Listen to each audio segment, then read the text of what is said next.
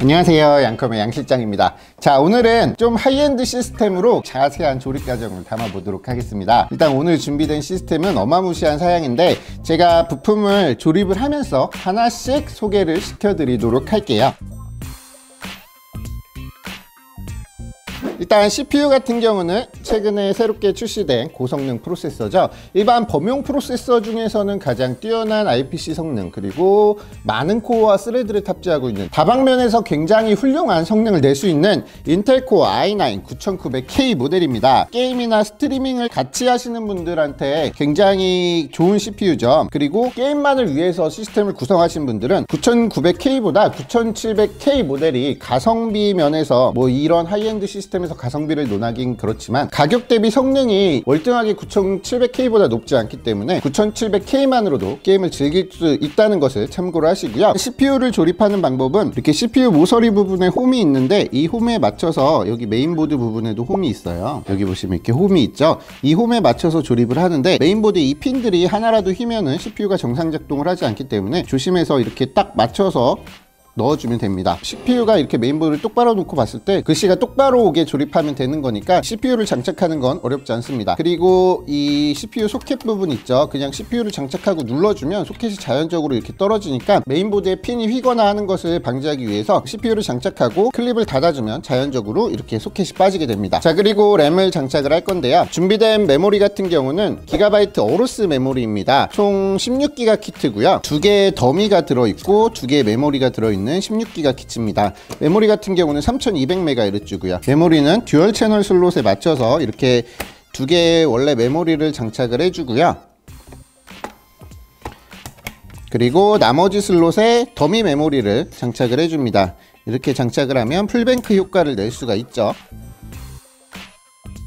메모리를 장착하는데 잘 모르시는 분들이 많더라고요. 위에도 가이드가 있는 메모리가 있고 밑에도 가이드가 있는 메모리가 있습니다. 가이드가 있는 부분을 열어주고요. 메모리를 이렇게 슬롯에 맞춰서 끼운 다음에 양쪽 끝을 동일한 힘을 가해서 눌러주면 딸깍 소리가 나면서 이렇게 정상적으로 장착이 되는 모습이고요. 그리고 M.2 SSD를 장착을 할 건데요. M.2 SSD 같은 경우는 M.2 슬롯에 장착을 하면 됩니다. 드라이버를 통해서 M.2 부분에 방열판을 이렇게 열어주고요. 이렇게 M.2를 장착할 수 있는 슬롯이 나오죠. 보통 저희가 알고 있는 M.2 NVMe SSD 같은 경우는 2280 사이즈의 M.2 SSD입니다. 이 SSD를 장착하기 위해서는 426080이 써 있는데요. SSD 같은 경우는 80 사이즈이니까 80 사이즈에 맞춰서 장착을 할 겁니다. 메인보드 안에 보면 SSD를 고정할 수 있는 나사가 이렇게 들어있어요. 일단 가이드 밑에 지지할 수 있는 나사를 먼저 장착을 하고요. 그리고 SSD를 올려서, SSD는 윗면, 이 글씨가 써 있는 부분이 거의 대부분 윗면이니까 이렇게 해서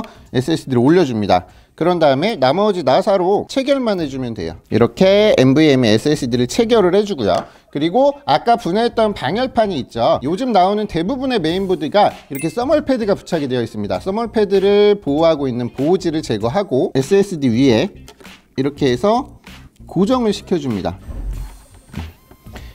이렇게 장착을 해주면 CPU, 메모리, SSD까지 장착된 메인보드가 준비가 완료되게 됩니다. 이 메인보드에 대해서 간략하게 설명을 드릴게요. 메인보드를 처음 소개해드리는 모델이라서 간략하게 설명을 드리면, 어로스 시리즈 중에서 가장 플래그십 라인업을 담당하고 있는 기가바이트 Z390 어로스 엑스트림이라는 모델입니다. 이 모델은 무시무시한 전원부와 그리고 어마어마한 확장 슬롯, 그리고 어마어마한 디자인을 가지고 있죠. 자, 이 메인보드의 특징을 살펴보면 히트싱크와 히트파이프가 굉장히 잘 구성이 되어 있어요. 히트파이프가 이쪽에 보시면 이렇게 구성이 되어 있고, 히트싱크부터 히트파이프가 이렇게 타고 나와서 뒤에 백플레이트 부분까지 히트파이프가 연결이 되어 있어요. 냉각 효율을 높이기 위함이겠죠. 그리고 이 소재 같은 경우는 나노카본이라는 소재를 사용을 했다고 합니다. 더욱더 열 전도 효율이 높고요. 그리고 메인보드 기판, PCB의 손상을 방지하기 위해서 어마무시한 사이즈의 나노카본 재질로 된 백플레이트까지, 메인보드 백플레이트까지 구성이 되어 있는 모습이고요. CPU 보조전원 부분에 아머가 적용이 되어 있습니다. CPU 8핀을 장착했을 때 땡기면 약간 파손될 것 같이 막 흔들리는 경향이 있는데, 그 부분을 방지하기 위해서 이렇게 암호까지 튼실하게 적용이 되어 있고요. 그리고 메인보드의 24핀 같은 경우는 측면으로 나와 있어서 메인보드 24핀이 이렇게 세워져 있을 때 장력으로 인해 스트레스를 받지 않도록 이렇게 옆으로 누워져 있는 모습이 인상적입니다. 그리고 한 가지 더, 이런 보호지 같은 거 있잖아요. 칩셋이나 방열판에 이런 보호지가 있으면 아깝다고 안 떼지 마시고요. 발열 때문에 떼줘야 됩니다. 꼭. 그러니까 이 부분은 꼭 떼고 조립을 하시길 부탁드리겠습니다.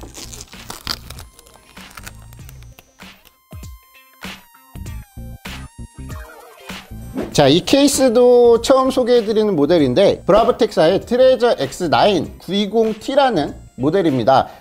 이 모델 같은 경우는 약간 리모사와 이렇게 굉장히 비슷하게 생겼죠. 이 케이스 굉장히 가격이 착하게 출시가 된다고 하는데 얼마에 출시될지는 아직 미정입니다. 자, 이렇게 파워 서플라이 베이에 맞춰서 이렇게 4개의 나사를 고정을 해주면 됩니다. 그럼 파워 서플라이는 장착이 다 되는 거예요. 이렇게 파워 서플라이를 장착을 해주고요. 자, 이제 파워가 장착된 케이스에 앞서 준비해두었던 메인보드를 조립을 할 건데요. 메인보드는 이렇게 케이스에 맞춰서 이렇게 조립을 해줄 겁니다. 자, 지금 저는 여러분들이 보기 쉽도록 케이스를 세워서 지금 장착을 하고 있는데, 여러분들은 케이스를 눕혀놓고 장착을 하시는 걸 권장드리겠습니다. 여러분들은 조립하기 쉽게 이렇게 케이스를 이런 식으로 눕혀서 하면은 굉장히 쉽게 조립을 할 수 있습니다. 저도 쉽게 조립하기 위해서 이렇게 눕혀서 작업을 하겠습니다. 이렇게 메인보드까지 장착을 해주면 절반의 조립이 끝나게 됩니다. 지금 그리고 보시면 메인보드가 이쪽으로 많이 튀어나와 있죠. 얘는 일반 ATX 사이즈가 아닌 EATX 사이즈의 메인보드라서 이만큼 튀어나오게 됩니다. 이것도 케이스 호환성이 연관이 있는데, 일단 케이스가 이걸로 선택이 되었으니까 일단 조립을 진행해 보도록 하겠습니다. 제가 파워 서플라이를 미리 장착해 둔 이유가 있는데요. 이 시스템에는 일체형 수냉 쿨러가 들어갈 건데, 파워 서플라이를 미리 장착한 이유는 수냉 쿨러를 장착하기 전에 먼저 CPU 보조 전원을 연결하기 위해서 이렇게 파워를 미리 장착을 했습니다. 보시면 CPU 보조 전원 8핀이 총 2개가 있죠. 8핀 보조 전원을 2개 다 모두 연결을 해줍니다. 우선 이런 식으로 8핀 보조 전원을 2개 연결을 해주고요. 그리고 케이스 선 정리를 진행을 할 거예요. 엄청나게 많은 케이블들이 있죠. 전원을 인가하고 LED를 나오게 하는 케이블들, 그리고 USB 3.0, 그리고 오디오, 프론트 오디오 포트, 프론트 USB 2.0 포트 등의 케이블을 연결을 해줄 겁니다. 이거 케이블들을 선 정리하기 위해서 케이블을 앞으로 빼줄 건데요. 이 밑에 사이에 구멍이 있죠. 이 사이 구멍을 통해서 나와서 케이스 사이 구멍으로 나왔으면 이렇게 홀에 맞게 연결해 줍니다. 이거 연결하는 방식은 매뉴얼에 자세하게 나와 있어요. 전원 버튼과 리셋 버튼에 있는 이 케이블들을 연결을 해주고요. 그리고 프론트 오디오 케이블 밑으로 이렇게 빼서, 여기 제일 끝에 보시면 여기가 프론트 오디오 포트거든요. 이 포트에 연결을 해줄 건데, 여기 보시면 구멍이 똑같이 생겼어요. 진짜 모르시겠는 분들은 이 구멍에 맞춰서 이렇게 조립을 하셔야 돼요. 이 구멍은 한정적으로 되어 있기 때문에 맞는 포트에 딱 맞게 구성이 되어 있기 때문에 모양을 보고 조립하는 것도 하나의 방법입니다. 이거 연결하는 방식은 메인보드 매뉴얼에 자세하게 나와 있으니까 참고로 하시면 될 것 같아요. 이렇게 연결을 해주고, USB 3.0 케이블도 이쪽으로 이렇게 빼서 여기에 이렇게 장착을 해줍니다. 그러면 케이스가 필요한 오디오나 전원이나 리셋이나 USB 포트들이 다 연결이 된 거예요.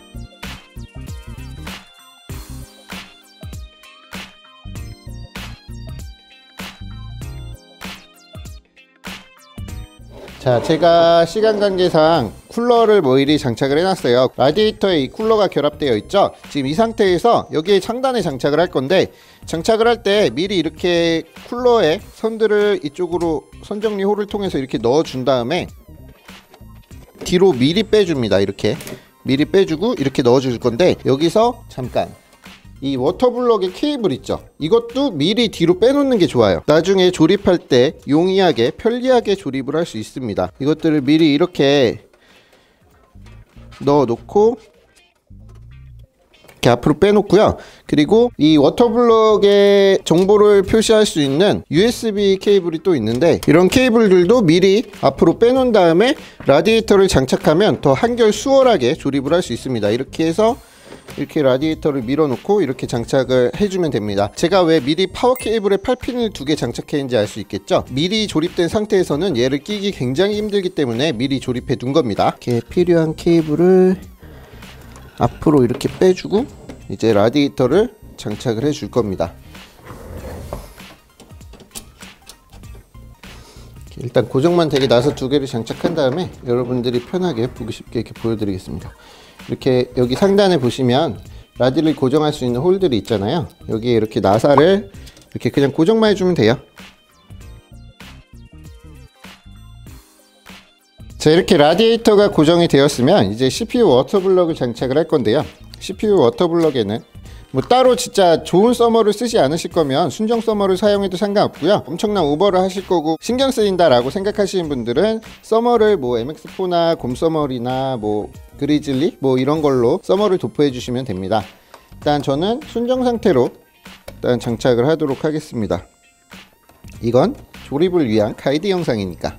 자, 이렇게 기본적으로 나사 4개를 장착하면 대각선 방향으로 나사를 조금씩 하나씩 꽉 조여주기 시작합니다. 이렇게. 그 다음에 케이블들, 아까 미리 빼두었던 케이블들을 연결해주면 간섭 없이 손쉽게 조립을 할 수 있습니다. 이렇게 연결해주면 워터블럭도 조립이 끝났어요.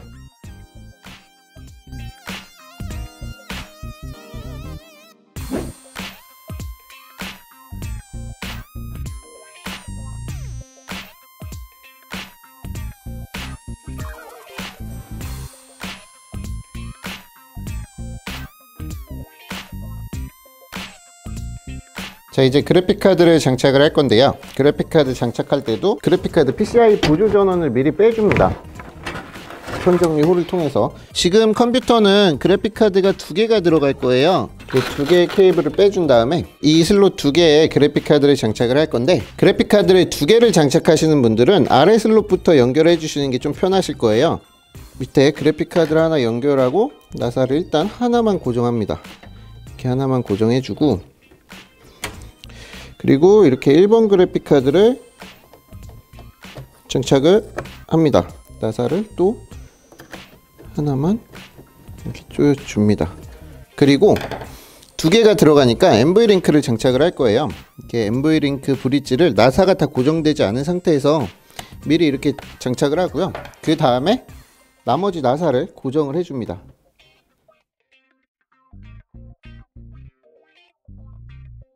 이렇게 나사들을 고정을 했으면 이제 아까 미리 빼두었던 보조 전원 케이블을 연결을 하면 조립이 끝입니다.